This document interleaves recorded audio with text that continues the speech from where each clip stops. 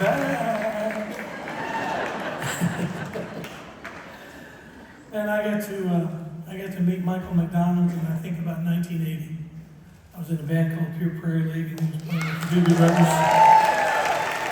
And we shared a bill at Red Rocks, Colorado. Oh, yeah. If you've never seen a show at Red Rocks in Colorado, you owe it to go. It's one of the most beautiful places on earth. And we met all those years ago. I met him and all the guys in the band. And Willie Weeks was playing in the band back then. I met Willie. And you know, when you meet people and they're kind, you don't ever forget it for the rest of your life. And this guy is the epitome of kind, and he possesses maybe the most identifiable voice I've heard in my lifetime. Here's a sweet video about the great Michael McDonald.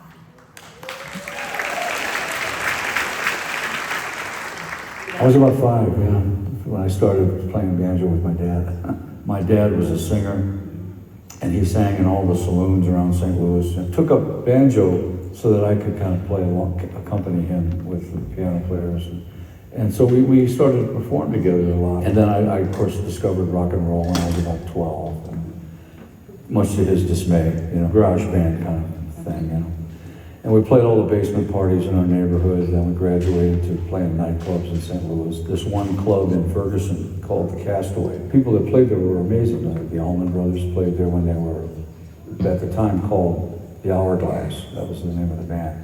But it was Greg Allman, Dwayne Allman, and Muddy Waters, B.B. King. They would come through town, and it was like a pickup gig for them. They would not use their own band that night because we were the house band, and we would back them up. Chuck Berry used to play there a lot. Ike and Tina played there. And Kenny and I wrote, the first song we wrote together was What a Fool Believes. And my house was a bachelor pad, and so it was filthy, all the time. And my piano was completely full of ashtrays and half-drank beers and Cokes and stuff. And so my sister came over, she goes, you can't have Kenny Loggins come to your house in this condition. So she's cleaning up frantically, and of course she brought her Sharpie and Loggins and Messina albums, so you can get an autograph. And so knock at the door, and I was playing some things for her, going, I'm thinking about playing this for Kenny. What do you think? And she goes, oh. And I played her the What a Fool Believes. She kind of went, it's okay, And I think she said something like, you might think you're trying to write a circus song or something. Right then and there, the doorbell rang, and I got up and I went to the door, and Kenny had a bunch of things, his bag with his lyric, tape recorder, and guitar. And so I'm helping him through the door, and we're introducing ourselves. And I said, I'm really excited to get together. And he goes, before we say anything else, he goes, you were just playing something on the piano. I was standing outside the door. And apparently he had already written the beat, the ramp of the song. She had a place in his life. Outside the door before we even met. And he goes, yeah, I've got an idea for that. Let's work on that first. Charlie Puth, Charlie, fantastically talented kid, really great keyboard player, writer. And we had been kind of circling each other for a couple of years, because I'm sure he had a lot going on, and he obviously did, But then he finally reached out through Kenny Loggins, and hopefully it's a collaboration that'll keep going, It's a lot of fun, to write with those guys. Like songs like I Keep Forgetting, of course means something totally different to me now at my age, Love Brenda Lee. I moved to Nashville, and I got a chance to actually write a song with Brenda. All these little porcelain tchotchkes on the piano, on this lace doily. And every time I played a certain bass notes on the piano, those little tchotchkes would jingle. And she had a little Yorkie that was under the piano. It didn't necessarily like me very much, and every time the tchotchkes would jingle, the little Yorkie would growl. Aside from that, it was really a pleasant experience. Yeah, that song I actually wrote. I was having these conversations with my sister, who was a college student at the time, and we were talking about the disparity economically in the country. We were talking about the ever-widening crack in the inner cities and the, rural areas. I felt like gospel music and a gospel song would be the perfect vehicle for that lyric, for that idea. Can you tell me about your time with Toto, pre-Toto, and then with Steve Lukather? The best part about Steve Lukather is he's just so honest.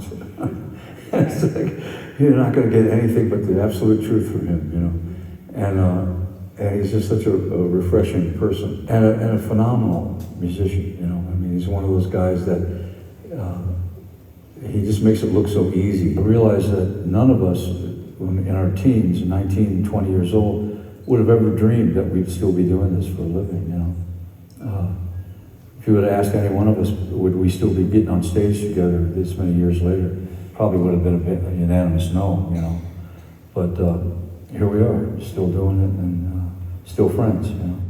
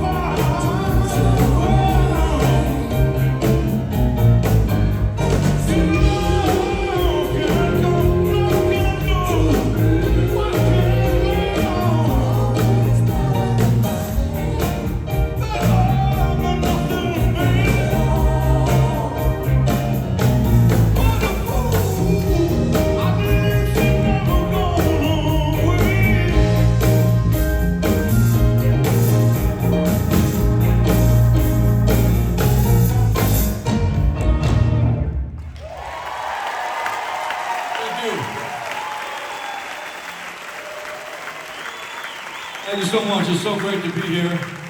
I'm so proud to be here as a class of 26 with these guys up here and have all of you here tonight. It means so much that it's taking place right here in Nashville, Tennessee, a place close to my heart. We're going to do a song for you now that, like so many songs, you do when you're younger, they come to mean something totally different when you get older.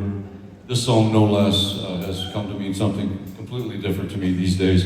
Song entitled, I Keep Forgetting.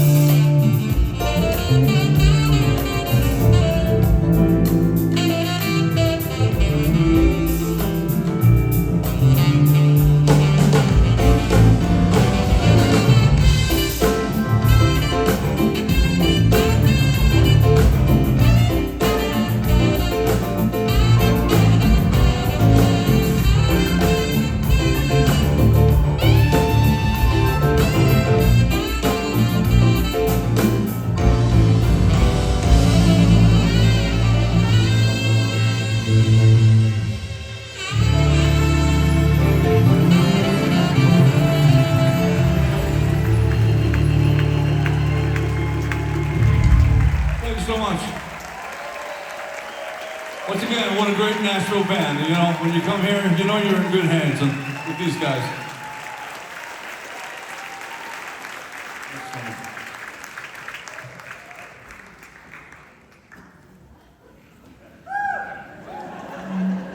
Doesn't get any better than that right there, ladies and gentlemen.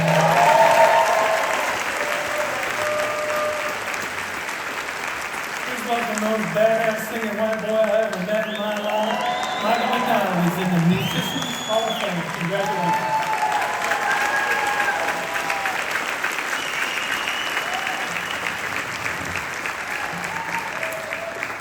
Thank you so much. I'm going to collect my thoughts here for a minute.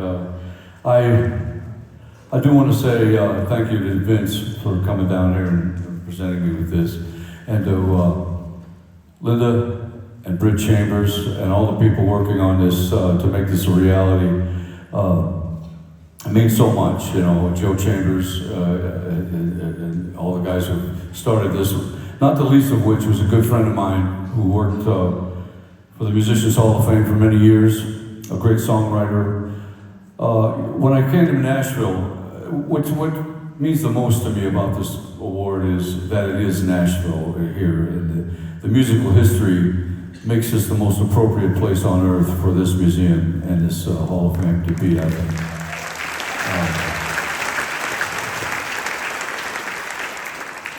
And when I first moved here, well, let me just put it this way. This town has been in my heart, close to me, in my heart for many, many years. I came down here, one of the first times I came down, I was 14. And our dance band, 13-piece dance band that came down and slept on my aunt's living room floor and went down to Music Row to audition for Monument Records. And I'm sure when we walked through that door that most of the executives there were not looking for anything that remotely resembled the likes of us. But they allowed us to set up in a big studio and play our best top 40 set. And they were so kind and so enthusiastic and encouraging. And without realizing that day, that's the impression that Nashville made on me. I remember looking at those pictures of Ray Stevens and Roy Orbison and thinking, wow, this is really the big time here. And the welcome that we got from these guys who had absolutely no intention of signing us whatsoever, but literally sat there and let us play our whole set, and they taped it for us and gave us a tape to take home. And it was a wonderful memory, and it's the memory that has lasted of Nashville to this day for me. Nashville's always been about the people here that I met, and when I came here to work, the people that helped me when I got here to make sense of my career at that point in time. Guys from Vector Management, Joel Hoffner, Ken Levitan, my sister Kathy, who encouraged me to move down here, and all the people, and my sister Maureen, who I have worked with over the years. Both my sisters are great singers. And my poor sister Maureen had to endure that story about Kenny Loggins one more time. I want to say that, it's always been about the people here, and not the least of which, in my memory, will always be a friend of mine I met while I was here, a guy who was kind to me from the day I met him until the day he passed away just a few days ago. A guy who's worked tirelessly for this organization, the Hall of Fame. The kind of guy that once you meet him, you never forget him. And even though unfortunately, we lost him just a few days ago, I talked to him literally weeks ago about the songs we were going to do tonight. And if you knew Cliff, I realized right away he wasn't asking me what songs I wanted to do. He was telling me what songs I was going to do and what order I was going to do them in. And so, but that was Cliff, and I trusted him like I trust this band up here and all the people that make Nashville what it is. And so many of them work right here. I want to say we'll always miss Cliff Downs. He was a great guy and one of those people who make Nashville what it is. Tonight, his wife Leslie and his daughter Whitney and Julianne are here. And it's got to be difficult to come when just weeks ago he was working on this very evening's event. But it's for that reason that I'm all the more certain that he is here tonight with all of us. And he's a part of this show, obviously. And all of us up here are playing for Cliff tonight. So, and I want to lastly thank my best friend in the world. Well, I want to thank my kids for being here. You know, they put up with me. All my kids are here tonight, and my granddaughter. But my best partner, my best friend in the world, the girl that I met when she was 16, I was her piano player at the time. And we've been together, well, we eventually got together for good, and we've been together ever since. And there's no one I would rather have made this journey with than my wife, Amy, and I want to thank her.